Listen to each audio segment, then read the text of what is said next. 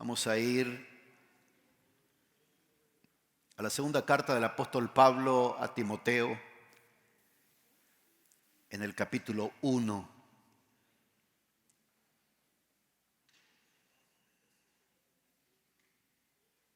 Capítulo 1, versículo 8 en adelante.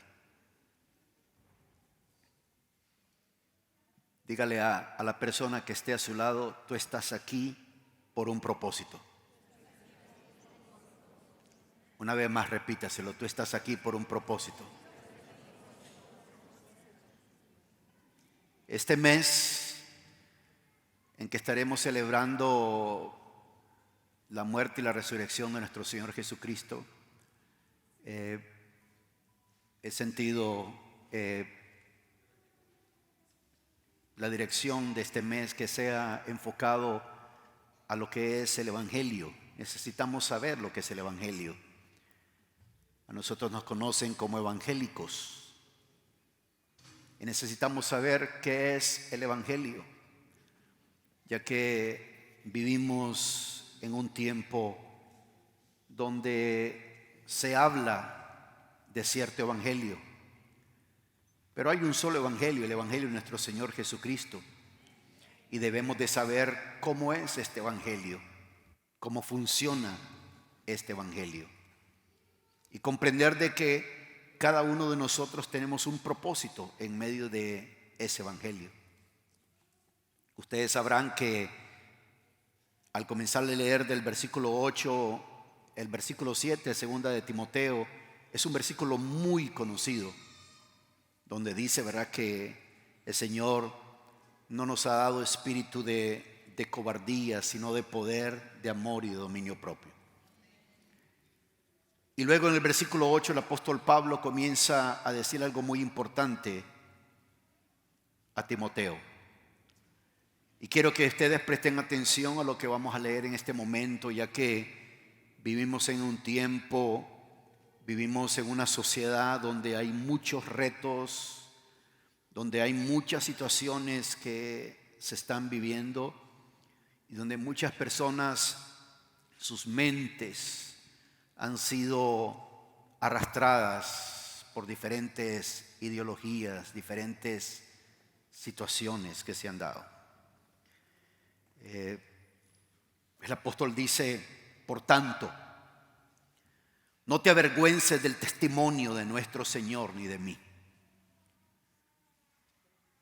Dice: no te avergüences del testimonio de nuestro Señor ni de mí, dice el versículo 8, prisionero suyo, sino participa conmigo en las aflicciones por el Evangelio.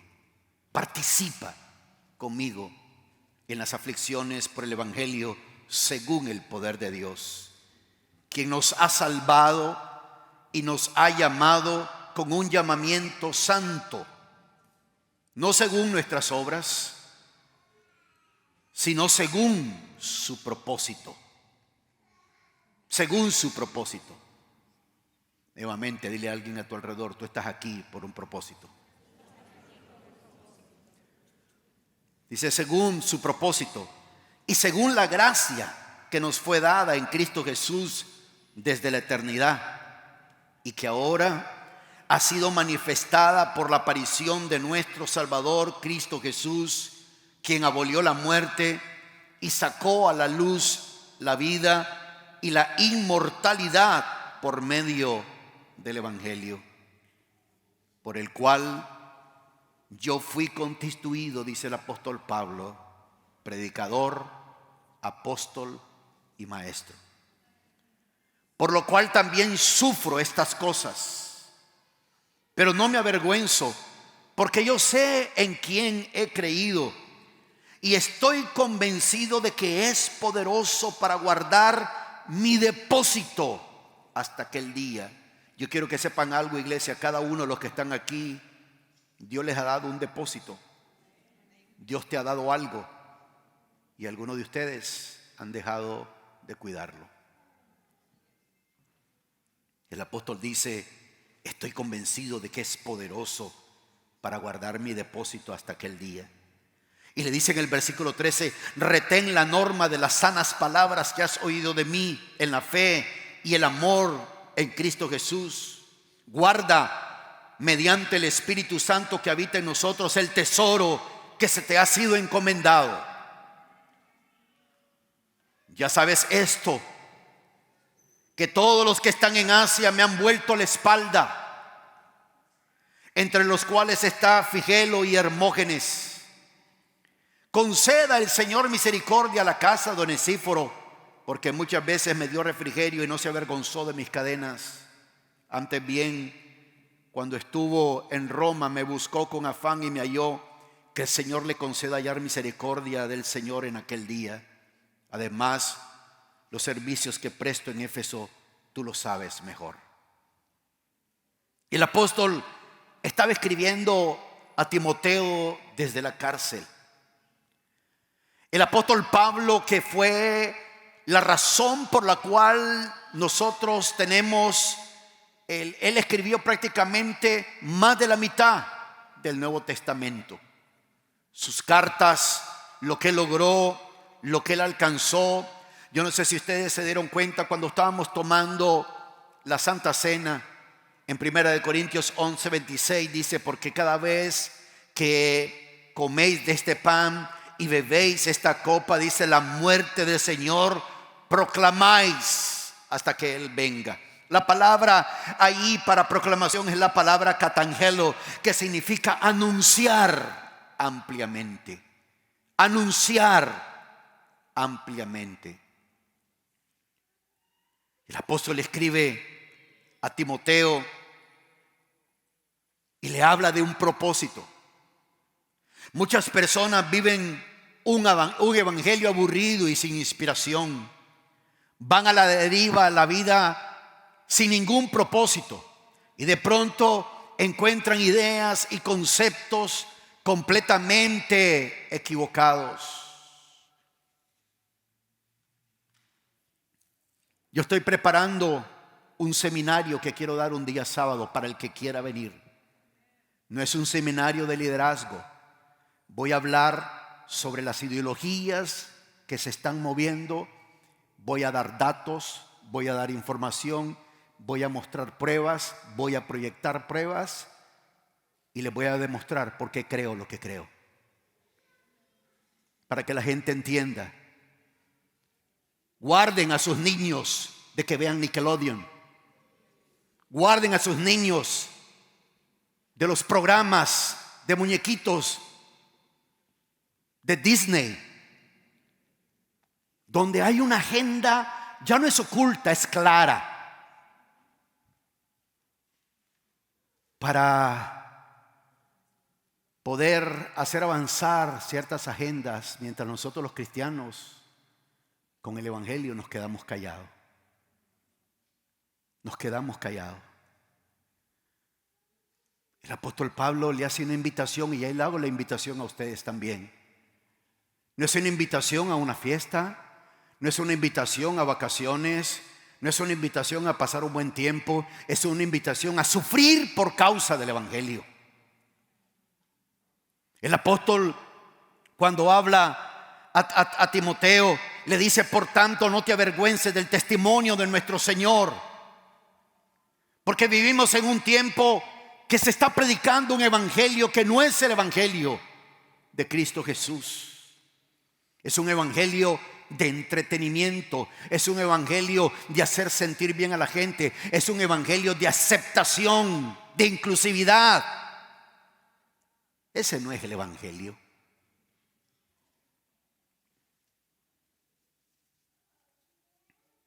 Hay cosas muy ridículas que pasan en este tiempo.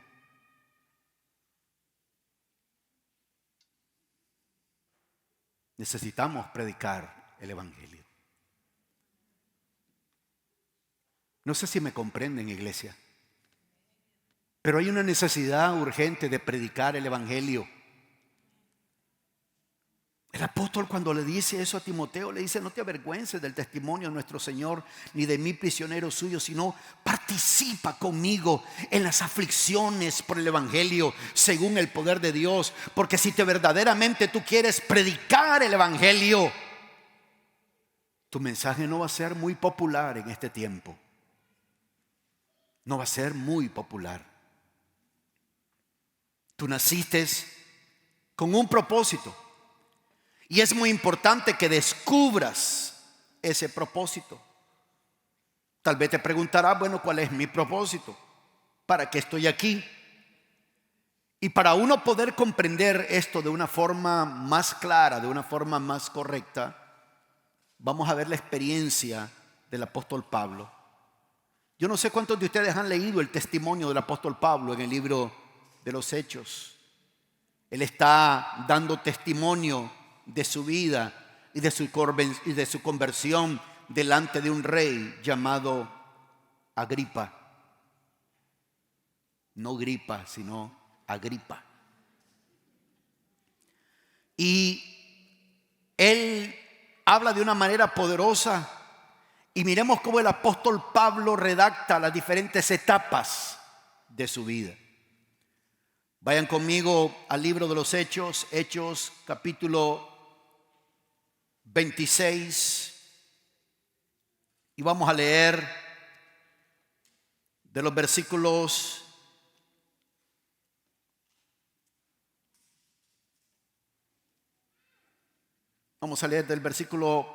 quería leer del versículo 9, pero para que entendamos completamente el contexto, le voy a ir leyendo rápido del versículo 1. Espero que estén ahí ya con sus Biblias, viéndolo ahí, o si pueden verlo aquí en la pantalla. Ya nos faltan 2 cajas que nos tenían que llegar ayer y no nos llegaron para poder poner la pantalla, pero gloria a Dios, ya casi estamos ahí. ¿Cuántos dicen amén a eso? Así que por favor, miren ahí y miren en su teléfono o su tableta. Si usted no tiene una Biblia en su teléfono, usted tiene una piedra de tropiezo con usted. Versículo 1, y Agripa dijo a Pablo: se te permite hablar en tu favor. Entonces Pablo, extendiendo las manos, comenzó su defensa. Con respecto, dice el versículo 2, con respecto a todo aquello de lo que los judíos me acusan, me considero afortunado, oh rey Agripa, de poder presentar hoy mi defensa delante de ti. Hoy, en el tiempo que vivimos, ya no se puede debatir.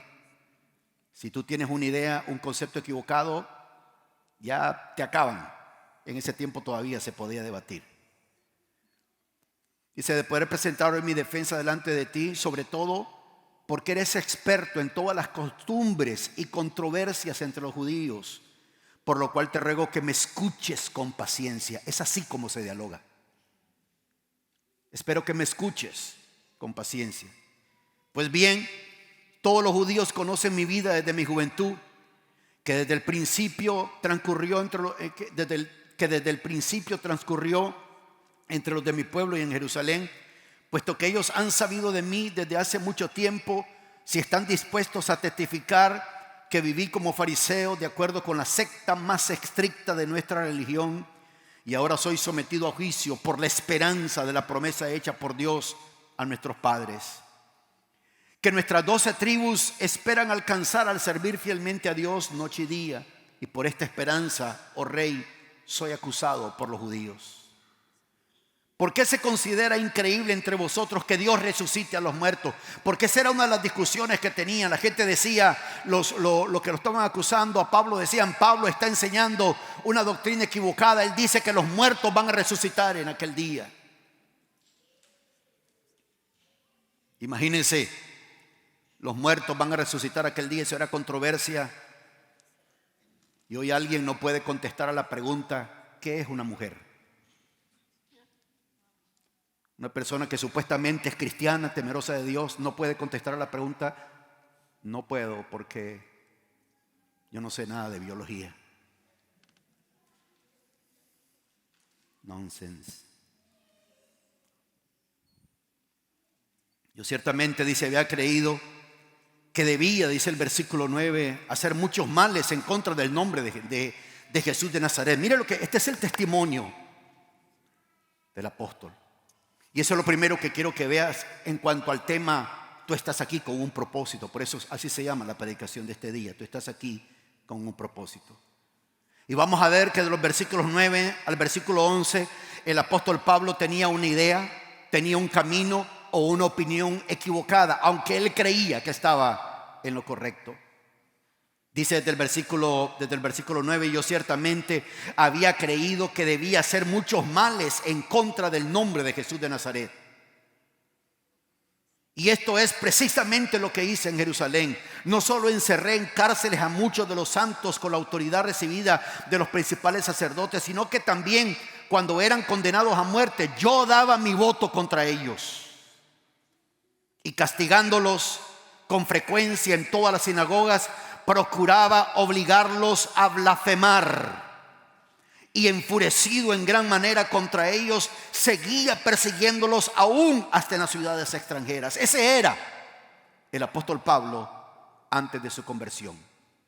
Un hombre que seguía el evangelio, un hombre que perseguía, el evangelio, un hombre con una idea, con un camino y una opinión equivocada. Dice el versículo 9: yo ciertamente había creído que debía de hacer muchos males. Debía de hacer muchos males. Él tenía una idea, él tenía un camino, él tenía una opinión equivocada. Él pensaba, dice el apóstol en lo que le he leído, le voy a describir por lo menos 5 cosas de ese primer punto, de que él tenía una idea, un camino y una opinión equivocada. Él pensaba que debía de causar mucho daño. Quiero que sepan, jóvenes que están involucrados en este tipo de movimientos, tienen que saber que muchos de estos movimientos consideran al cristianismo, consideran a la iglesia cristiana como una de las líneas opresoras. Estás apoyando, estás sirviendo ideologías que dicen que la iglesia es opresora. Y aclaro, porque esto está en línea, esto lo ven en YouTube, esto lo están escuchando ustedes. Yo no tengo ningún problema si una persona quiere llevar una vida diferente, si quiere ser homosexual, si quiere ser lesbiana, si quiere ser marciano, si se considera marciano de pronto y hay que llamarle marciano. Es su problema, es su decisión. Pero no trate de convencerme o obligarme a decir: sí, es un marciano, ya no es humano. El apóstol Pablo, estoy hablando de un hombre inteligentísimo, de un hombre que en este tiempo podría tener un montón de doctorados, PhD, masters, licenciaturas, un hombre súper educado, un hombre muy consciente, un hombre muy capacitado. Sin embargo, estaba equivocado. Él pensaba, dice, que debía causar mucho daño. Otra de las cosas que nos dice que no solo lo pensó, sino que actuó en base a sus ideas y sus conceptos. Él estaba, dice, también de acuerdo en matar a los creyentes. Dice que daba su voto. Es decir, cuando se le estaba condenando a alguien injustamente, él votaba a favor de que mataran a esa persona. Ese era Saulo de Tarso, ese era el apóstol Pablo antes de convertirse al evangelio. Y dice que también él castigaba a las personas, los torturaba para obligarlos a blasfemar. Blasfemar simple y sencillamente era maldecir, renegar o retractarse de lo que acababan de decir, retractarse de lo que habían creído. Pero dice el versículo 12 al versículo 15, miremos otro punto: ocupado en esto. Diga conmigo, ocupado. Hay mucha gente en este tiempo que están ocupadas. ¿Por qué no puedes servir? ¿Por qué casi no te...? Es que estoy ocupado. Estoy ocupada. El apóstol dice que estaba ocupado en esto. El apóstol era una persona que abogaba para causar todo este mal, causar todo este daño. Él estaba ocupado. ¿Se recuerdan cuando vimos la historia de Marta y María en Lucas 10? Cuando el Señor le dice a Marta: Marta, Marta, estás tan afanada, estás preocupada con tantas cosas. Y eso no le permitía ver a ella cuál era el elemento más importante. De los versículos 12 al 15 vemos que el apóstol, cuando estaba ocupado en esto, lo segundo que podemos ver es que el Señor se revela a nuestra vida. Miren lo que pasa del versículo 12 al versículo 15. Yo les animo que en sus casas una vez más lean el testimonio de este hombre. El versículo 12 dice: ocupado en esto, cuando iba para Damasco con autoridad y comisión de los principales sacerdotes. Yo quiero que sepan algo, iglesia. Yo quiero que entiendan algo. El hecho que personas logren que se aprueben leyes no significa que son leyes que están de acuerdo a la línea de Dios. Él iba ocupado en esto cuando iba para Damasco con autoridad y comisión de los principales sacerdotes. Y dice que al mediodía, oh rey, yendo de camino, aleluya, vi una luz procedente del cielo, más brillante que el sol, que resplandecía en torno mío y de los que viajaban conmigo. Y después de esto caímos al suelo. Dice: caímos al suelo. Oí una voz que me decía en el idioma hebreo: Saulo, Saulo, ¿por qué me persigues? Dura cosa te es dar coces contra el aguijón. Versículo 15: entonces dije: ¿quién eres, Señor? Y el Señor dijo: soy Jesús, a quien tú persigues. Es una de las conversiones más increíbles, más poderosas que encontramos en el Evangelio. Estamos hablando de un hombre que mataba cristianos, que perseguía cristianos, que los hacía blasfemar, que los hacía cambiar de idea, que los presionaba y los presionaba y los presionaba de tal manera que cambiaban, que blasfemaban, comenzaban a renegar, comenzaban a hablar lo contrario, comenzaban a usar cosas completamente diferentes. Pero Dios tenía un propósito con esta persona. Dios tenía un propósito con ese hombre que perseguía, que mataba, que él pensaba que debía de causar mucho daño. El apóstol tenía mucho odio, tenía furia, estaba obsesionado en lograr su objetivo. Uno de los conceptos poderosos del socialismo es: divide, y cuando divides, reinas.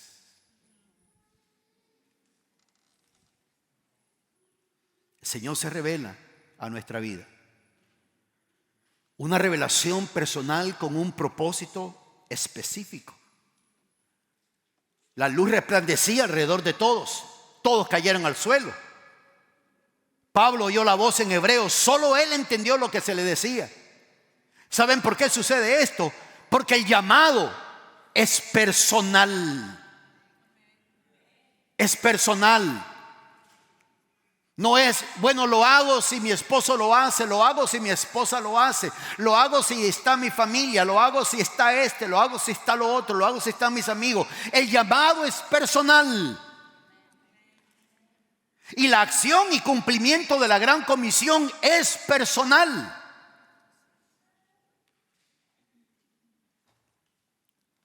La pregunta clave es: ¿qué uno se debe hacer como individuo? ¿Quién eres, Señor? Ustedes han leído en los evangelios, en el evangelio de Mateo, el Señor Jesucristo le pregunta a los discípulos: ¿quiénes dicen los hombres que es el Hijo del Hombre? ¿Qué dice la gente quién es Jesús? ¿Qué dice la sociedad en la cual vivimos quién es Jesús? ¿Qué dicen los diferentes pensamientos, ideologías quién es Jesús?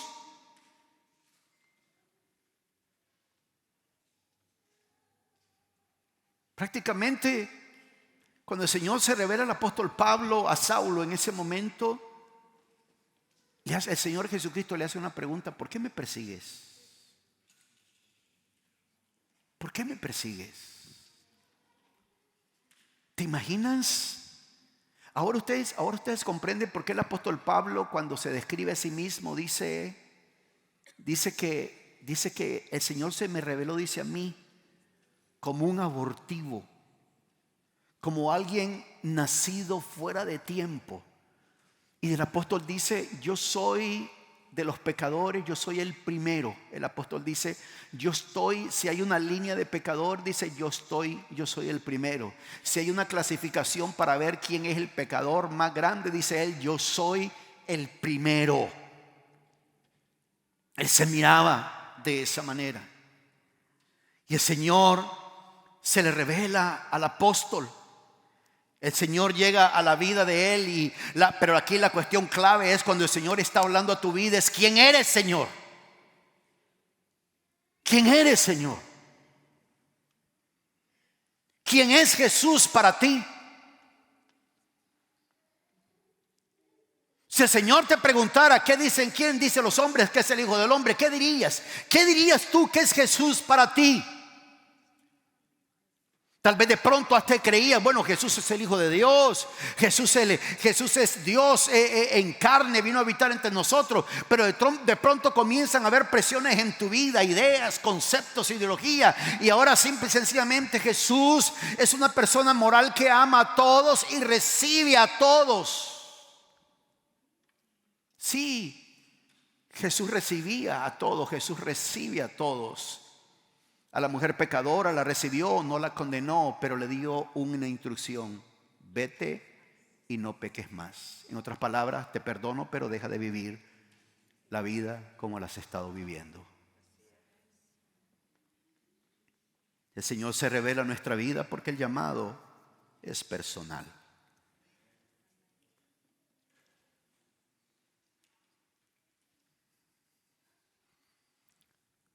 Sandra sabe muy bien, una vez estábamos en un retiro hace muchos años en las montañas. Yo me fui a orar por una parte y el Señor habló a mi vida. Y ahí fue donde yo me di cuenta que Dios me estaba llamando para servirle. Y orando ahí, el Señor me dijo: Armando, ¿quieres servirme? Yo le dije: sí, Señor, voy a servirte. Y recuerdo muy bien, Sandra sabe muy bien estas palabras, cuando el Señor me dijo: me vas a servir, pero también vas a sufrir mucho. Yo no entendía muchas cosas. Yo no sabía de muchas cosas. Yo cuando entré al Evangelio, yo pensaba que todos los hermanos, todas las hermanas, todos éramos bellos, amados, nos amábamos todos, nos llevábamos bien todos, que nadie hablaba de nadie, que era aquello. Y de pronto comencé a darme cuenta que habían diferentes denominaciones: bautistas, presbiterianos, metodistas, bueno, los bautistas con toda su variedad de bautista, pentecostales, metodistas, y luego habían asambleas de Dios, la iglesia de Dios, la iglesia cuadrangular, y un montón. Y yo decía: bueno, ¿y qué pasó? Y unos hablando de los otros. Yo recuerdo cuando yo le dije, algunos de ustedes saben parte de este testimonio, yo trabajaba en unas oficinas de abogados aquí en Downtown con la firma de abogados, se llama O'Melveny & Myers. En ese tiempo el que fue presidente de esa compañía llegó a ser secretario de Estado en los Estados Unidos. Yo llegaba a dejarle material, documentos a su oficina. Y había una persona, yo comencé a trabajar en el mailroom en esa compañía, y una señora americana me vio y comenzó a ver de que yo tenía habilidades y que tenía capacidad. Y recuerdo cuando después de esa experiencia yo dije: me voy a dedicar a servir al Señor. Y recuerdo cuando yo le dije a esta señora americana, que era como que me había ella abrazado, una persona raza blanca, como que me había puesto bajo su ala, ¿no? Para que yo pudiera ir avanzando.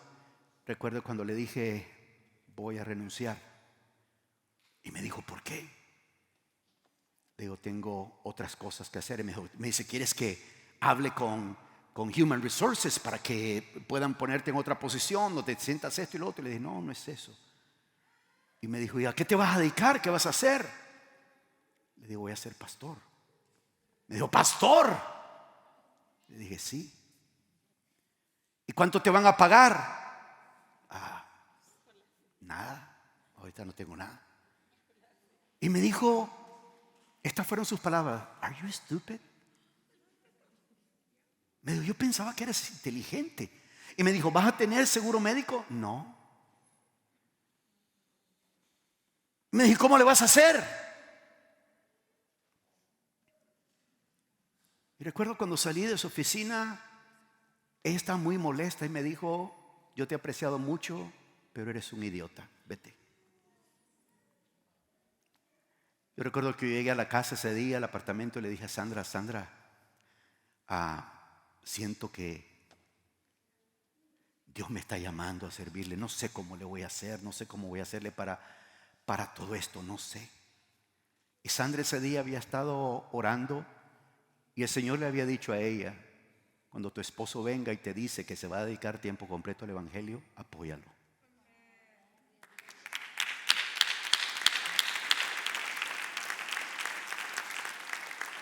Recuerdo que teníamos una gran lista de personas que nos iban a apoyar financieramente. Qué tiempos aquellos. Recuerdo que pagábamos renta. ¿Cuánto era lo que pagábamos de renta? Era como 450, ¿no? O 500 y algo, ¿no? Eso eran en aquellos tiempos, ¿no?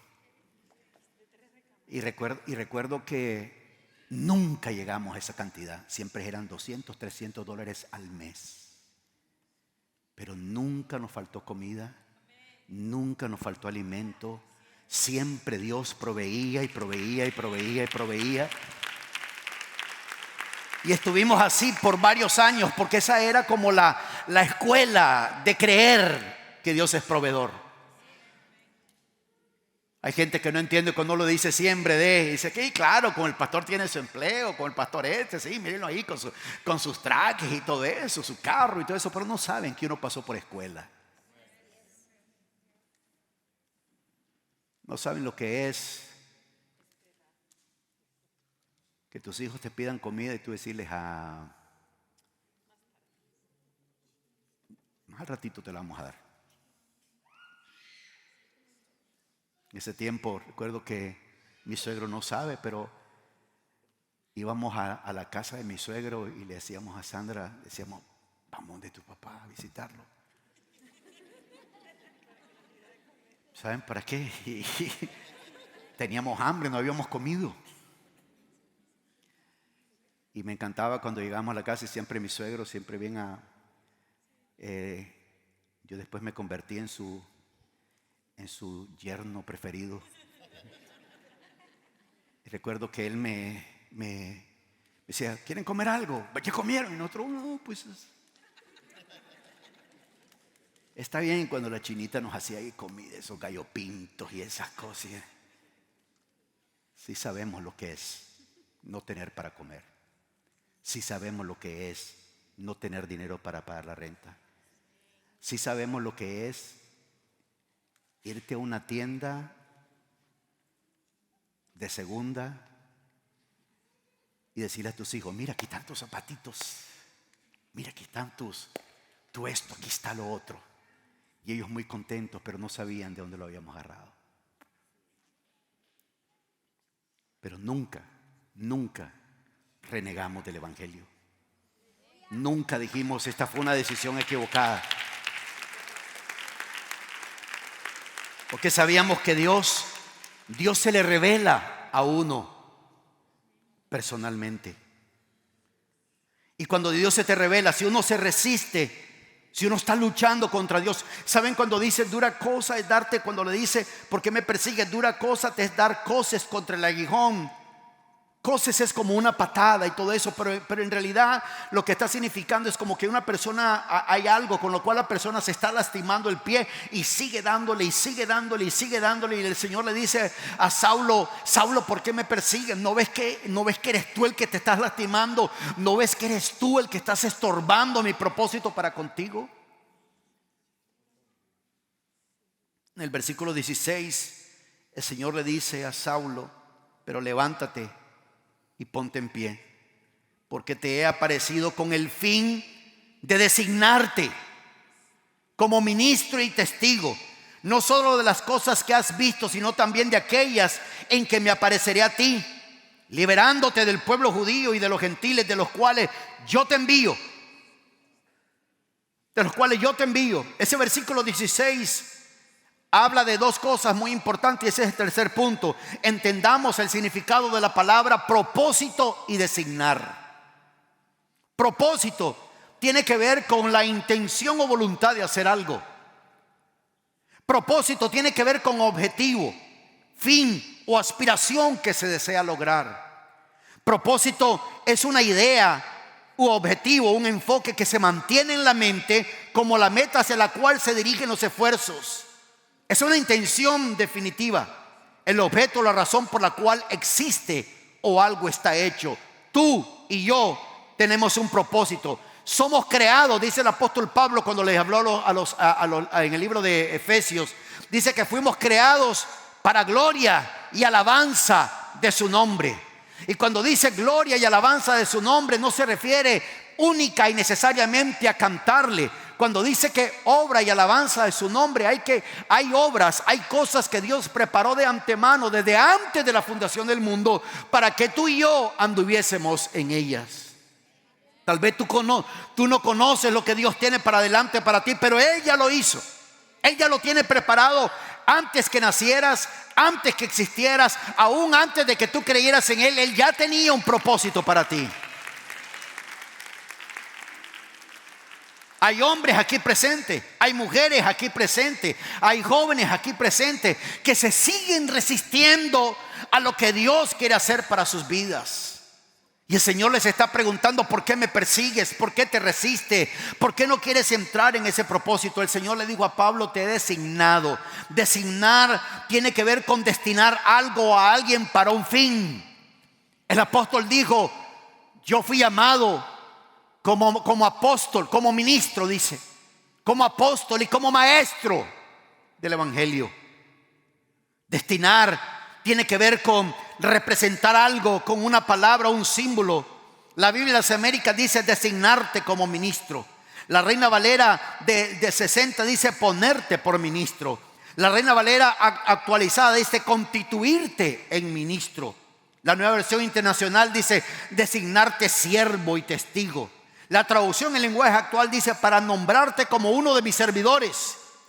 La King James, la versión en inglés, la King James, al traducirlo en español sería: para este propósito te he escogido. Yo quiero que sepas que todos tus líos, todos tus problemas, todos tus conflictos, todas las dificultades, todos los retos, todos los obstáculos que encuentras en la vida, tienes que superarlo, porque esas cosas han sido puestas ahí para desviarte del propósito, para desenfocarte, para que no comprendas que Dios tiene un llamado y un propósito para tu vida. Mucha gente no entiende que en esta era, en este tiempo que vivimos, hay una cantidad exageradísima de personas influenciadas por demonios. No estoy hablando de gente poseída, estoy hablando de gente influenciadas por las mismas tinieblas.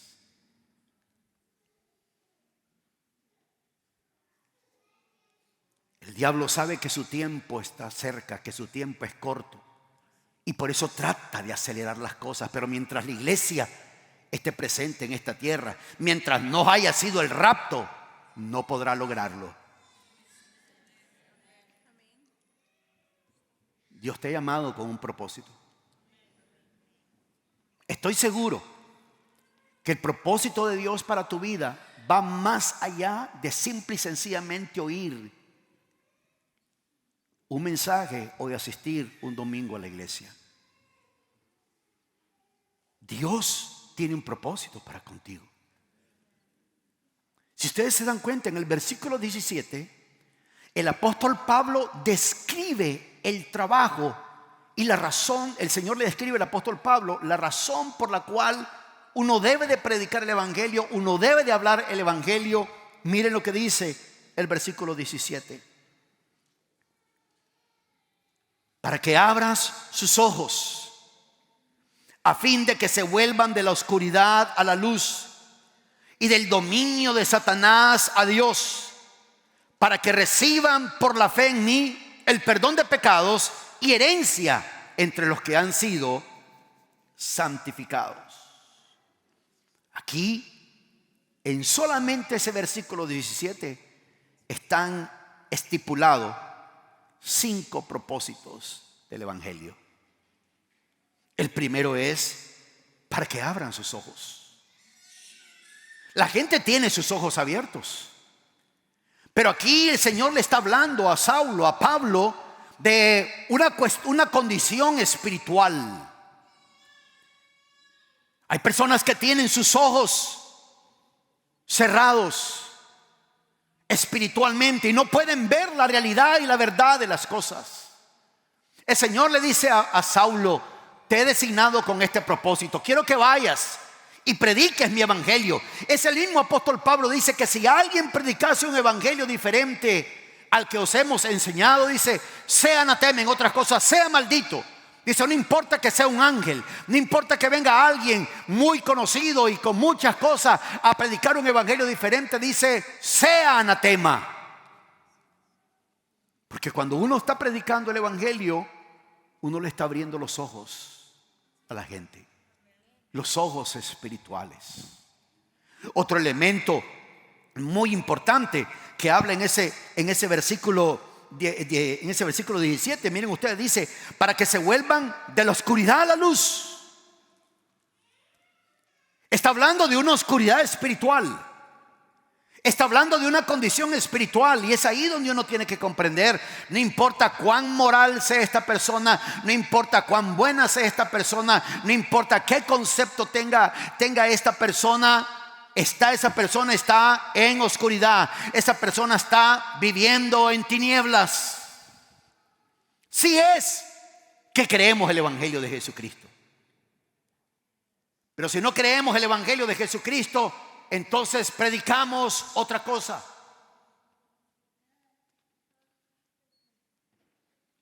Ya en muchas iglesias el evangelio no incomoda. Dice, no, mejor me voy a otra iglesia donde me hagan sentir mejor. Voy a una iglesia donde me aceptan. Dice ese Señor a Pablo, para que vuelvan de la oscuridad a la luz. Por eso predicamos el evangelio. Es el mismo apóstol el que habla de que oremos para que dice que sea quitado el velo. Un velo que no les permite a la gente ver la luz del glorioso evangelio de nuestro Señor Jesucristo.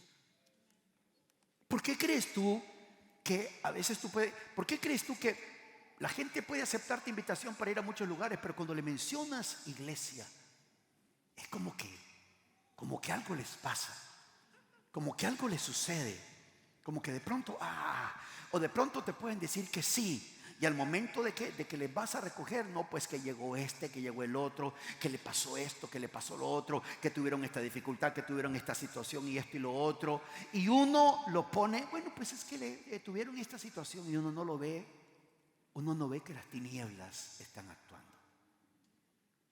Y mis amados hermanos, hermanas, las tinieblas no se te va a aparecer un duende, ya les he dicho eso. No se te va a aparecer en el baño un duende y vas a salir corriendo.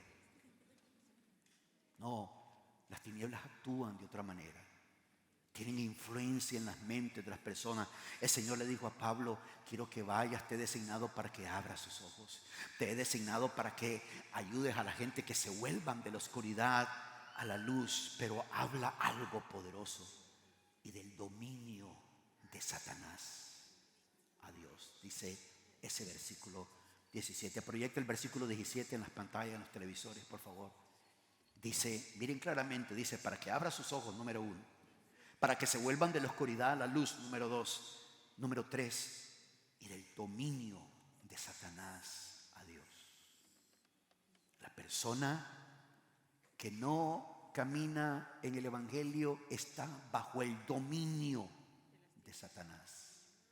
Y es ahí donde uno verdaderamente, es donde uno se define si uno verdaderamente cree en el evangelio de Jesucristo.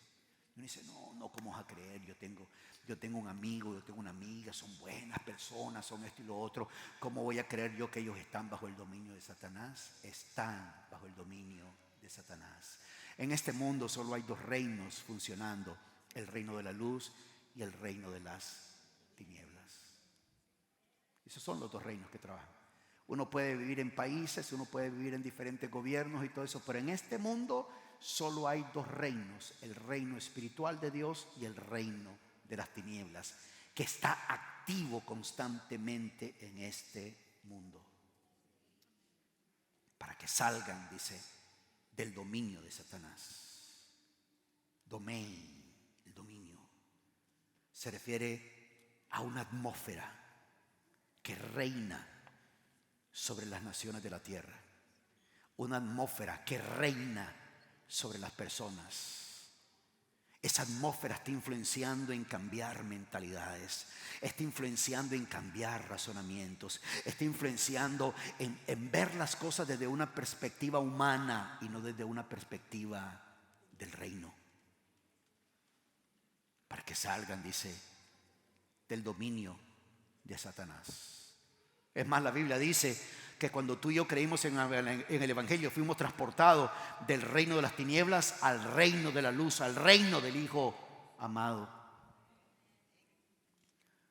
Lo cuarto que el Señor le dice ahí a Saulo, dice: para que reciban por la fe en mí el perdón de pecados y la herencia entre los que han sido santificados.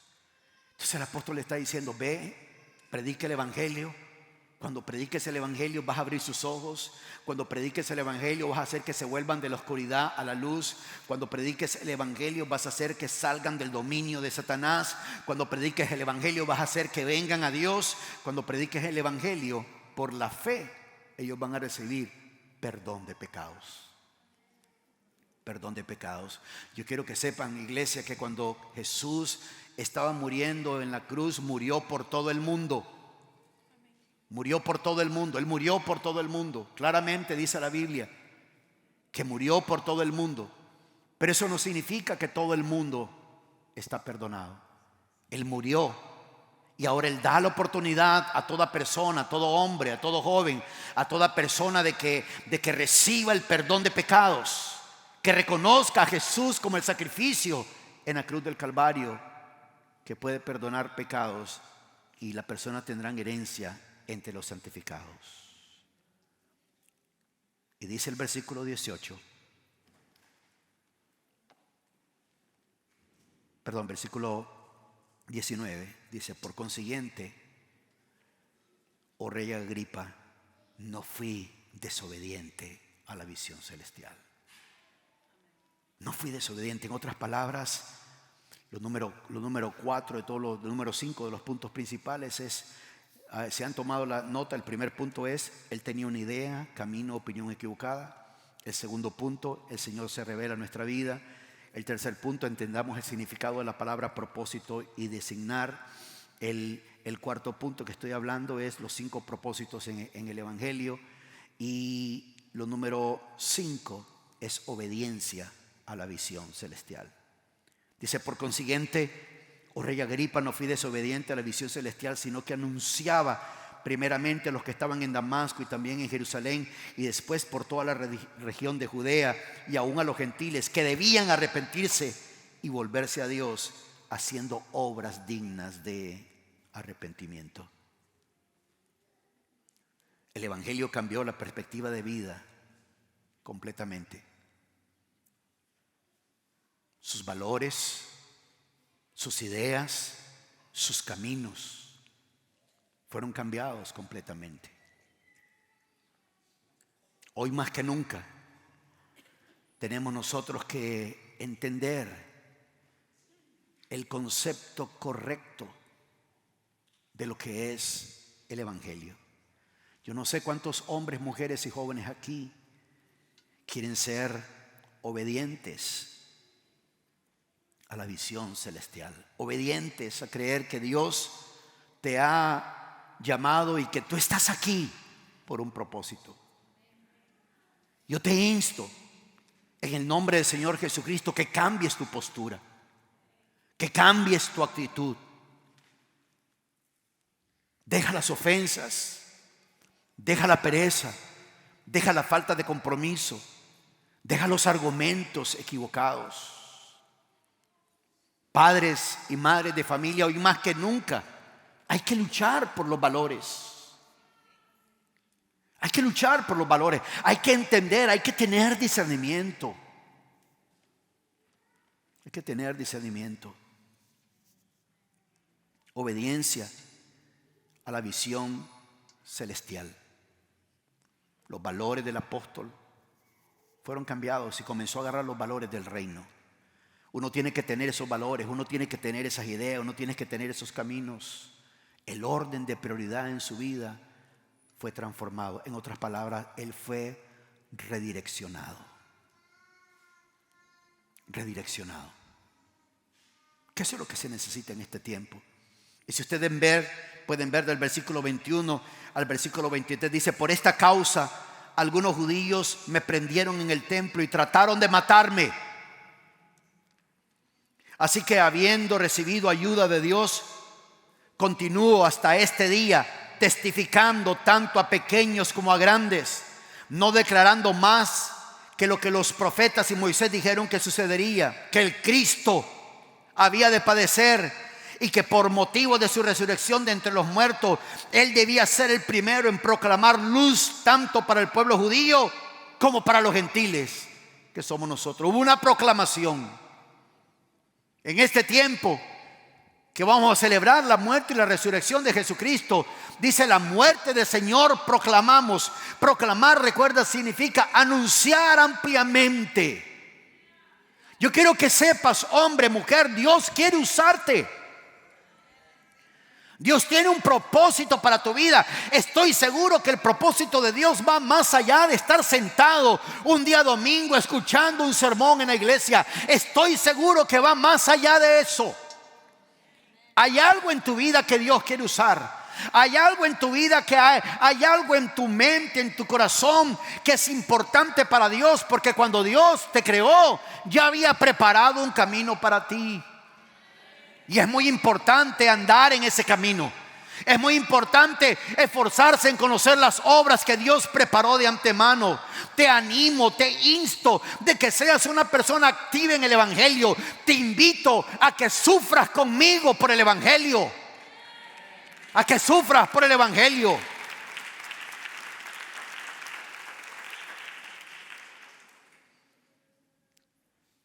El versículo 24 al versículo 25 dice lo siguiente: mientras Pablo decía esto en su defensa, Festo dijo a gran voz: Pablo, estás loco.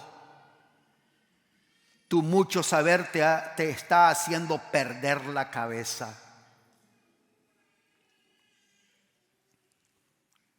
No escuchen al pastor Armando, ese está loco. Ese ni sabe lo que dice. Ese no tiene preparación, porque la ciencia dice esto, los otros dicen esto, los otros dicen lo otro. ¿Cuántos de ustedes han visto un video del famoso doctor Fauci? Donde él mismo sale diciendo, este video fue hace muchos años. Eso es lo bueno de los medios de comunicación, que se guardan videos y después muchos de los políticos dicen: no, yo no he dicho eso, en ningún momento hemos dicho eso.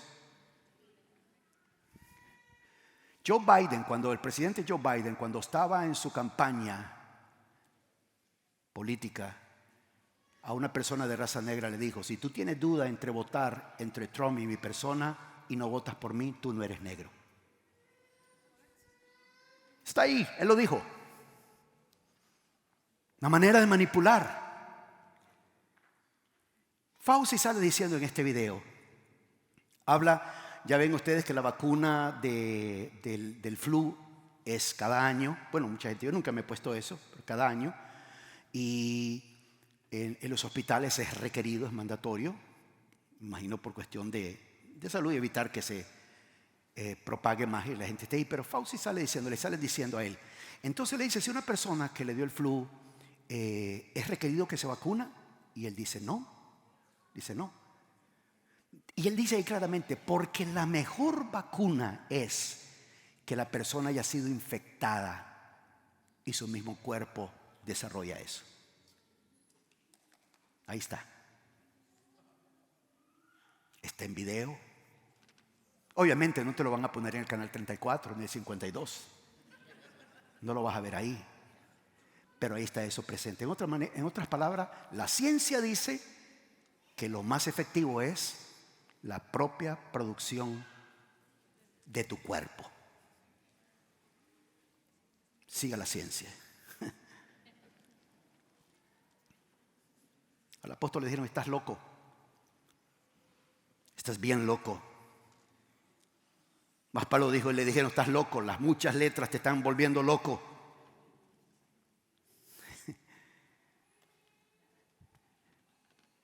A veces hasta a mí, no hay ningún sentido negativo, pero mi esposa me dice, ¿sigues investigando estas cosas? Le digo, sí. ¿Estás leyendo esto? Le digo, sí. ¿Estás viendo esto? Le digo, sí. Sí, le digo, necesito estar al día, porque estoy preparando eso que le digo. El apóstol dijo, no estoy loco, excelentísimo Festo, sino que hablo palabras de verdad y de cordura. Palabras de verdad, dice, y de cordura, porque el rey entiende estas cosas.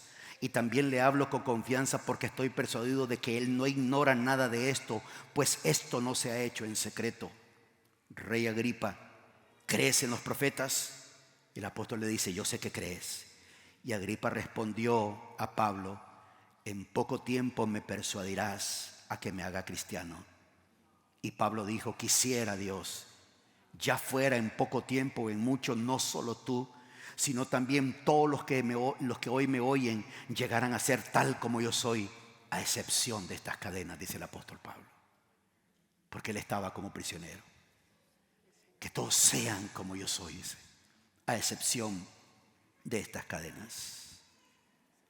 Debemos de declarar la libertad que hay en Cristo Jesús.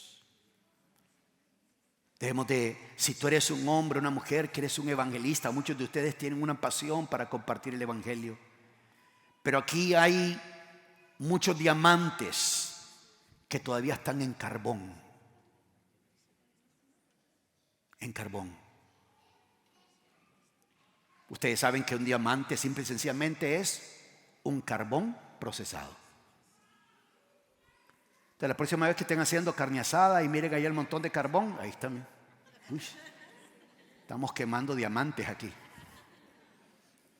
Porque el carbón, a través de un proceso de la naturaleza de presión y presión y presión y presión, se llega a convertir en un precioso diamante. Algunos de ustedes, siendo diamantes, están como carbones. La presión de la vida los tiene así, las situaciones y todo eso. Y a ustedes y a cada uno de nosotros el Señor nos está diciendo, ¿por qué me persigues?